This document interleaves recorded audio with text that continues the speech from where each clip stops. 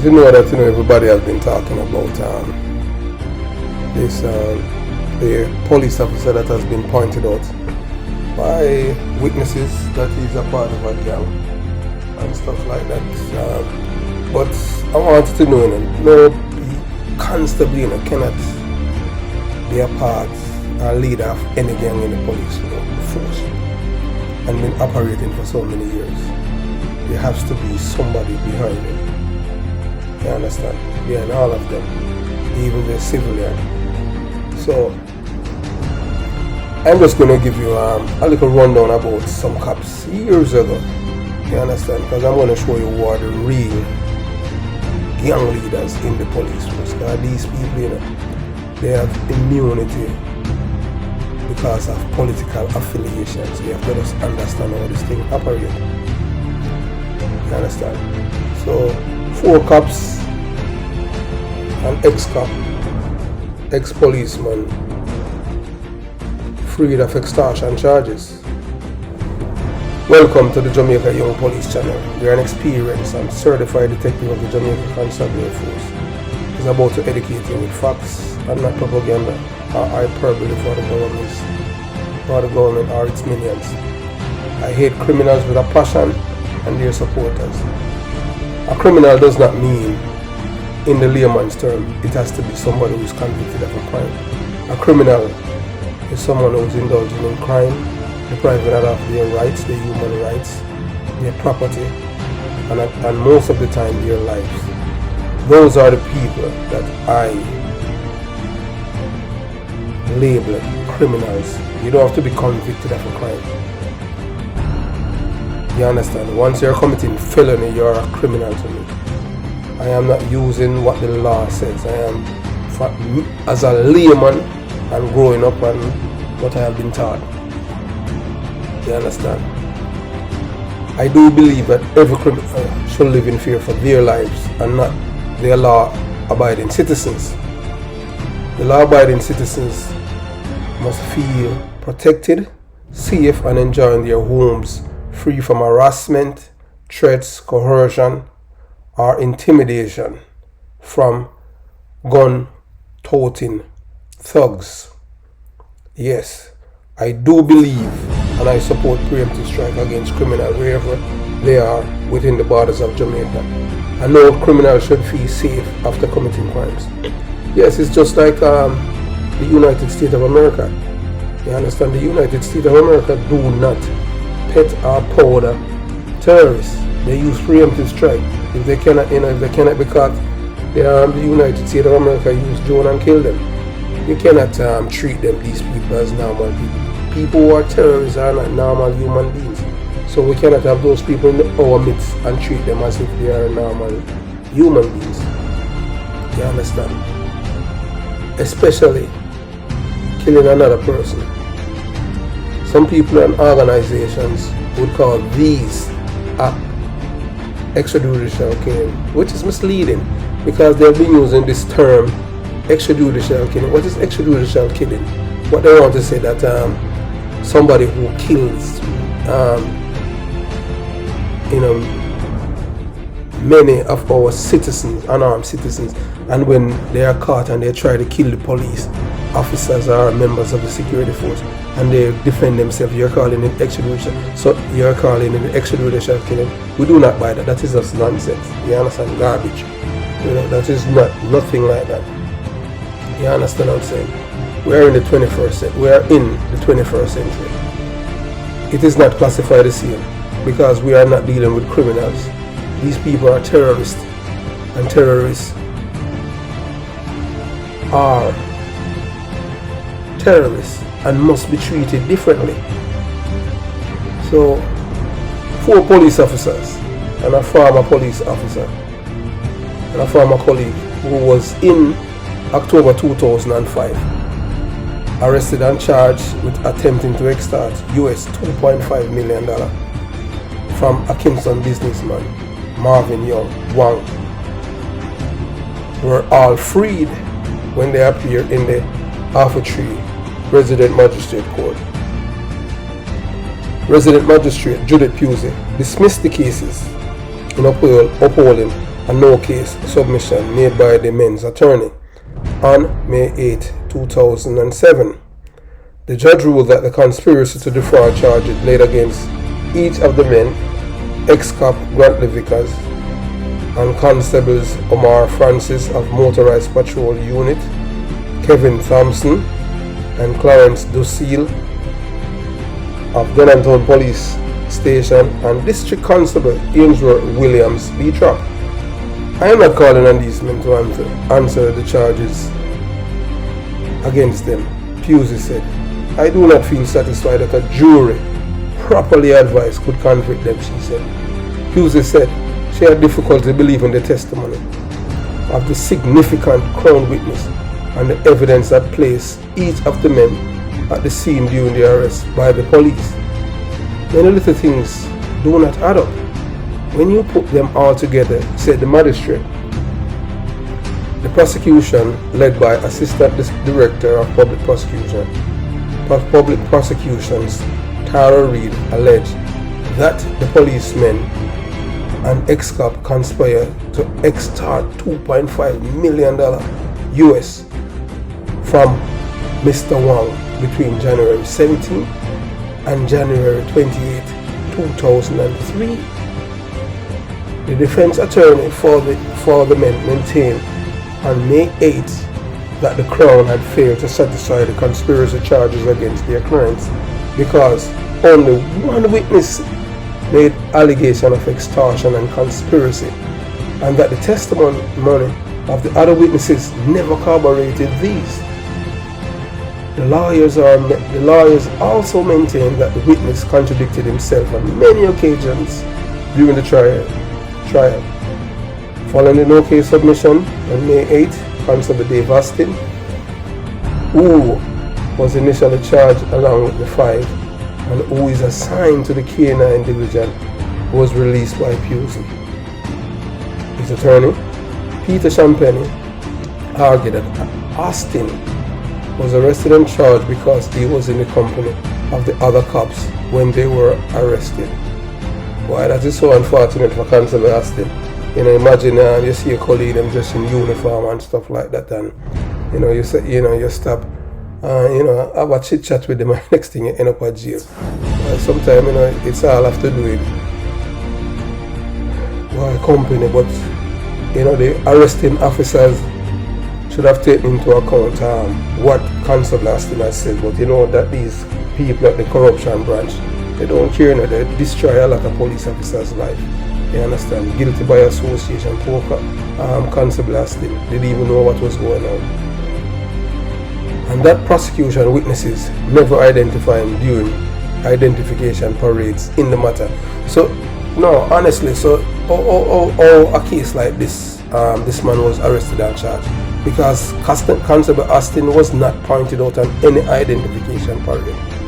Why arresting him then? That is just evil, you understand? That is evil in a nutshell. That's wickedness, man. You understand? And then these police officers like Leon Cooney, who is dead, they're talking about, don't talk ill about the dead. No, man, the dead is accountable for his action. You understand? Well, Renita Robertson, Queen's Counsel, represented Vickers and Ducille, Francis and Williams, were represented by Linton Walters and Thompson by Tom Tavares Swinson. So that are some big heavyweight lawyer that when you talk about big time lawyer, you're talking about Tom Tavares Swinson and Renita Robertson. Those are the best attorneys at law, you understand? You can't find them better.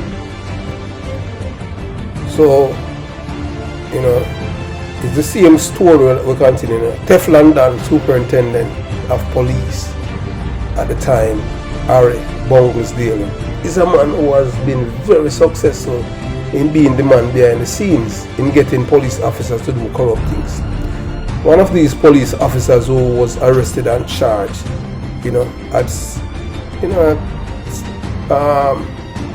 spoken about his arrest and he pointed finger at Harry Bungles that he is the man who is the mastermind behind it. You understand?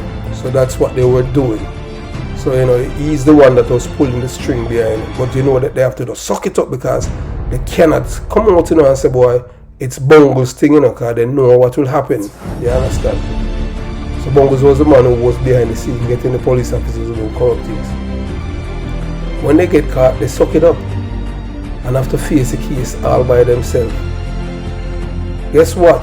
We have seen police officers arrested and charged for minor offences and they were acquitted and lost their jobs.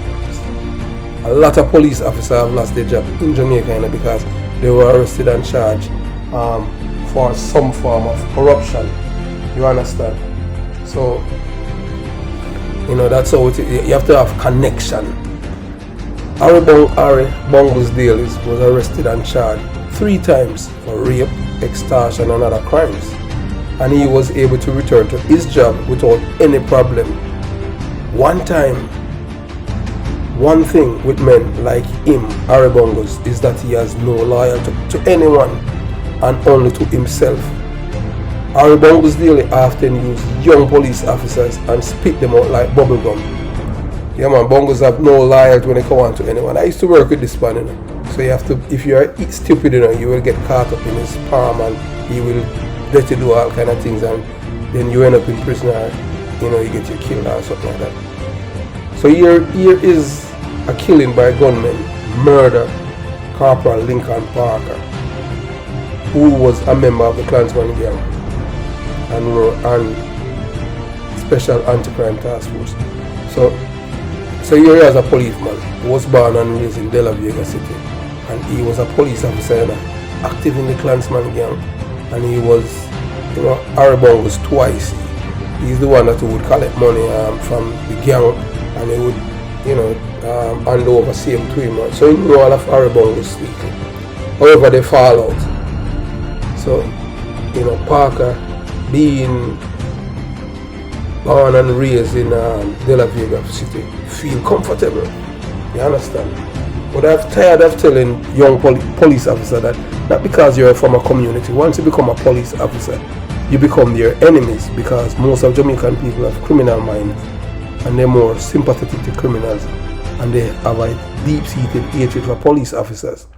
However, Constable Parker, you know, feeling that because he's from there, he was at a dance in De La Vega City in Spanish Town, St. Catherine. A close confidant of Bungles was killed. That means it was Constable Parker who was killed. And it is rumored, allegedly, that Bungles, that he was behind the killing of the police officer.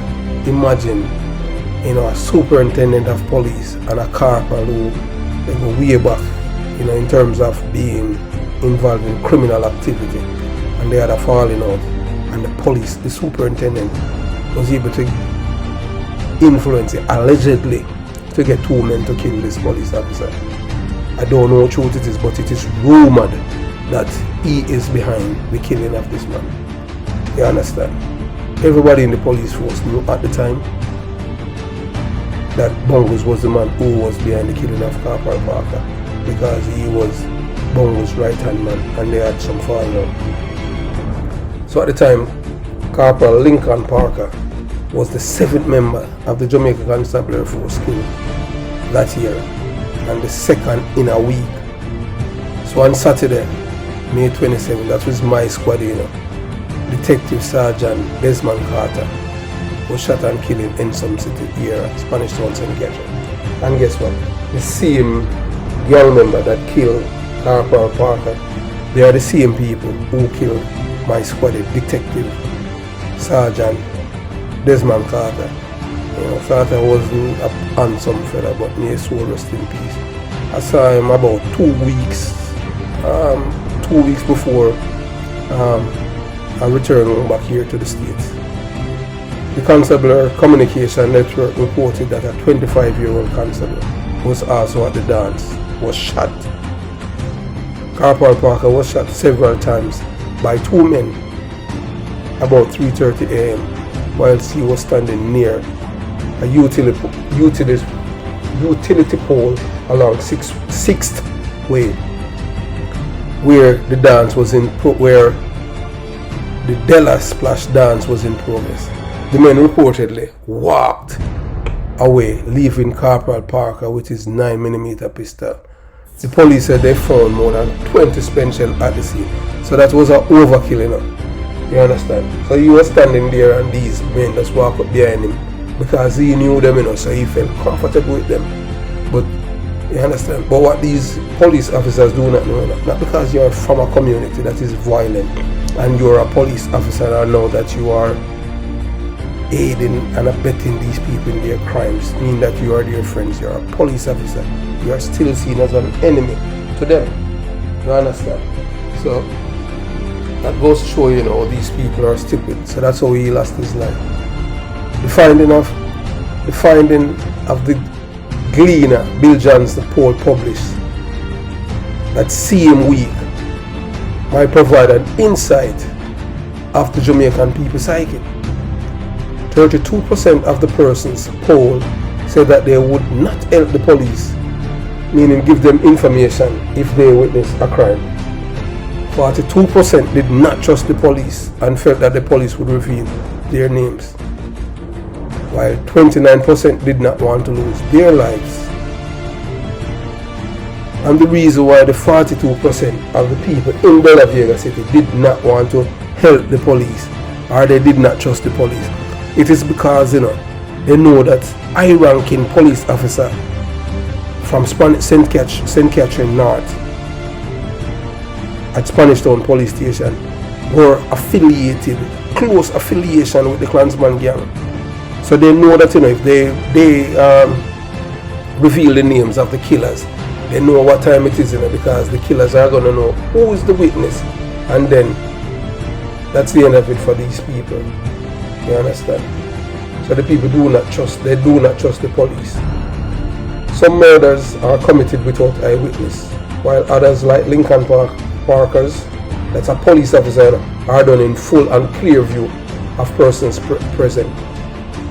What provided young men the courage to walk up to a police officer and shoot him several times at a dance on a public roadway? Are these murderers relying on the belief that witnesses are afraid to see it not as their business, or believe that the police are corrupt? But I think that the people believe that the police are corrupt, you know, because they know the police officers who were at Spanish Town Police Station at the time, who were affiliated with the Klansman gang, who were giving them support, information, telling them about raid investigation and witness who die. And we're not talking about the little constable or the corporal. We're talking about gazette officers who are making millions per week from these men extorting the business community in Spanish Town. And some of these police officers, they are even from St. Catherine too. They are part of the St. Catherine community. You understand? So, you know, it goes to show you that there has been criminals in the police force and gang leaders. So, you know, I'll just give you two incidents in which the superintendent, Harry Bungles daily name being called in criminal activity and associate. So, even the killing of a police officer. It is just been rumored, it is allegedly. But you know, in Jamaica, they say if it not goes so, it go near so. So for his name to be called after that policeman was killed, even the policeman family in De La Vega City, and even some of his colleagues at Special Anti-Crime, they were pointing finger right back at the superintendent of police. Because these people are connected, you know, big time, you know. Police officers are connected big time to criminals. So that is what happened. And it's really sad. So, you know, Teflon Dan police officer Harry Bungles Daly is rumored to be a supporter of the Klansman gang. So is Andre Blackman Bryan is going to flip on Harry Bungles Daly about the killing of the witness of the JUTC chairman Douglas Chambers. Bungles not supposed to be feeling comfortable if the PMP LGBTQ plus judge, Mr. Justice Bryce Sykes, OJ CD find Andre Blackman guilty, in which I am leaning more to an acquittal because the judge is more about the party than the laws of Jamaica. You have to understand that Jamaica is a PMP country, so don't be surprised if Andre Blackman is acquitted, because if he's not acquitted and he decides that he's going to flip and he's going to talk what happened, you're going to hear some prominent police officers and politician name called with the Klansman gang and doing things with them. But let's see what is going to happen. You know that all the police officers who are involved with these people, they are not supposed to be feeling comfortable right now, because criminals, one thing with criminals, some of them, they will suck it up like Tesha Miller, but Tesha Miller is just waiting on his appeal again, and he's gonna win his appeal, because that's how it is. Once you're a big time PMP criminal in Jamaica, you understand, the chances of you go to prison or stay in prison, or especially at that, is very slim to none, because these boys, they have ties outside, and the judges, they will get a PH from the criminals' friends, because some of these lawyers and the judges, they went to school together, they are friends, but they're not, you want to believe in money. Is money run things in Jamaica, and all money have to do is just change hands. So let's see what's happened with Andre Blackman case. But Bungles, I'm telling you, man, it is really, really sad. If his conscience, wake up and he really, really behind the killing of this young policeman, because they have a falling out. It's sad. But for a superintendent of police actively was serving at the time, is rumored to be involved in the killing of one of his colleagues. That he is responsible for getting men from De La Vega City to kill this man who was born and raised in the community. Why, that is breathtaking, mind-boggling. As a police superintendent, you could arrive at that frame of mind, that you wanted your colleague, someone who was close to you, that you treated as a son, and because you have a falling out, that you let people kill him. You have to have somebody, you must be somebody who have no conscience, man. So a person like that, they will kill anybody just to stay ahead in anything that they are doing. Thanks for watching the Jamaica Young Police channel. Remember to like and share. And the more likes, it's the more the video gets to circulate. And remember that this channel is not about reading news. It's about education. It's about facts. Not hyperbole or propaganda. We are telling you what it is. Based on our experience, what we have known serving in the Jamaican Constabulary Force. Have yourself a blessed day. Peace.